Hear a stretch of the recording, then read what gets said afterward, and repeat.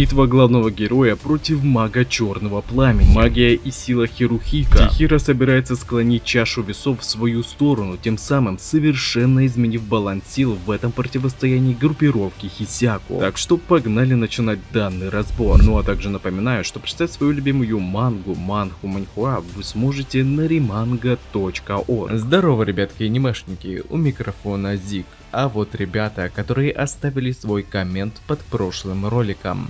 Ну а мы начинаем.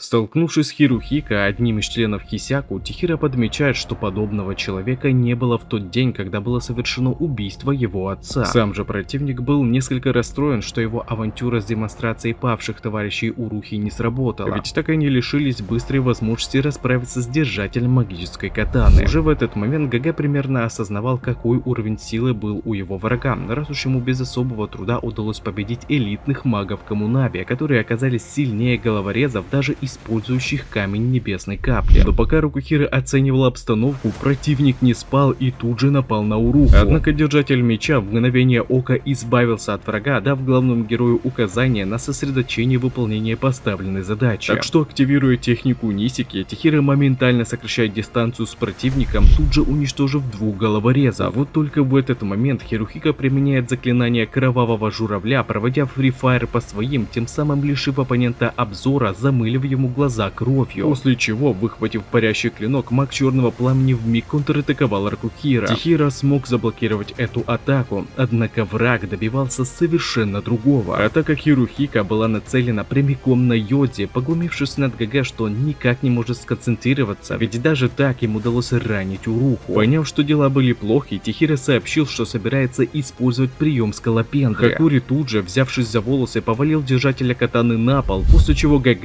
используя технику черный, в окружную выносит всех головорезов. Вот только главный противник успел уклониться и уже выдвинулся в атаку. Осознавая, в каком сейчас непростом положении находился Тихира, ибо ему одновременно нужно заботиться о его защите и противостоянии Хисяку, Уруха заявил, что с ним все в порядке. Обычные головорезы для него не представляют угрозы, дав добро на то, чтобы главный герой полностью сосредоточился на убийстве Хирухика. После чего Рокухира пошел на пролом и, пронзив своего противника клинком, выкинул его из поезда на улицу. Такой поворот событий застал мага Черного Пламени врасплох, ведь таким образом Йодзи остался без его защиты. И хоть Тихира сам прекрасно понимал, что это был не самый лучший ход, но таким образом он, по крайней мере, лишит особого опасного противника возможности нанести вред Урухе. Тем самым сделав вывод, что наемники, даже при наличии у них камня небесной капли, не представляют особой угрозы для элитных магов Коммунаби. Главная проблема была только в основных силах Хисяку, которые на голову превосходит даже группу защитников неприступных крепостей. Таким образом, ГГ выстроил схему нынешнего баланса сил. Пускай у противников хоть и есть пешки силой уровня магических катан, но Тихира с Хиюки полностью нивелируют этот потенциал, ведь камень небесной капли дает лишь временный взрыв духовной энергии, а наперевес известным членам Хисяку можно было поставить опытных магов Азами и Сибу. Так что, по словам ГГ, нынешний баланс сил примерно равен. Однако все может кардинально измениться, если Уруха с его товарищем доберутся в крепость Сенкуцу, где находится еще один держатель магической катаны. Но с восстановлением сил Хакури сможет применить пробудившуюся магию первого патриарха Сазанами и вернуть владельцам две магические катаны, тем самым склонив чашу весов в их сторону. Оказавшись на улице, Хирухика понял, что задумал его оппонент, ведь теперь, когда ему не на что отвлекаться, он сможет сражаться в полную силу. Мага Черного Пламени это вполне устраивало, поскольку ему давно хотелось испробовать свои силы на том, кому главарь их группировки Юра проявлял столь большой интерес. Вот только Хисяку не собирался сражаться в одиночку, у него были еще камни Соджа, которые он отдал полумертвым наемным магам, тем самым полностью уравняв баланс сил в битве с владельцем магической катаны. И этим отрядом Хирухика собирался прикончить главного героя. Однако Рокухира не собирается сдаваться и готов выйти за свои пределы, дабы уничтожить своего противника. Что же, ребятки, Хакадзуна в этот раз разогрел нас перед предстоящим настоящей 50-й главой Кагурабачи, где Тихира, уже не сдерживаясь, на полную силу будет противостоять магу Черного Пламени и еще 3 сошкам, которые временно получили силу уровня магических клинков. Кстати, было подтверждено имя главаря Хисяку, которого зовут Юра, наш слоняра. Но мне немного не нравится оценка ГГ, ибо уже было оговорено, что Хисяку имеет все возможности, чтобы атаковать все 4 неприступных крепости разом. Так что если брать общую картину, ведь мы пока не знаем точную численность группировки магов Черного Пламени, баланс сил, как по мне, не такой уж и равный. Но если Хакури действительно удастся вернуть 2 держателям магических катан их клинки, тогда действительно у противников уже не будет такого преимущества. Но в любом случае я рад, что мангака дает нам возможность лицезреть максимально зрелищную битву, ведь ГГ больше не обременен защитой Урухи. Так что будем ожидать следующую главу от Хакадзуна сенсея. И также не забывайте, что прочитать свою любимую мангу и не только вы сможете на remanga.org.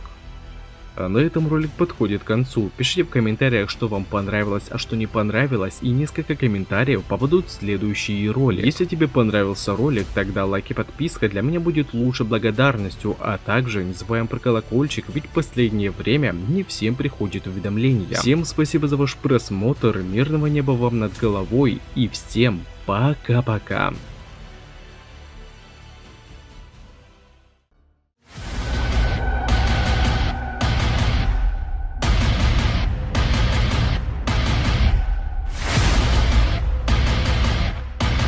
Tiraram suas 6 espadas mágicas, mas não conheciam a 7ª. Eu vou matar cada mago negro e recuperar as espadas do meu pai. Tentem.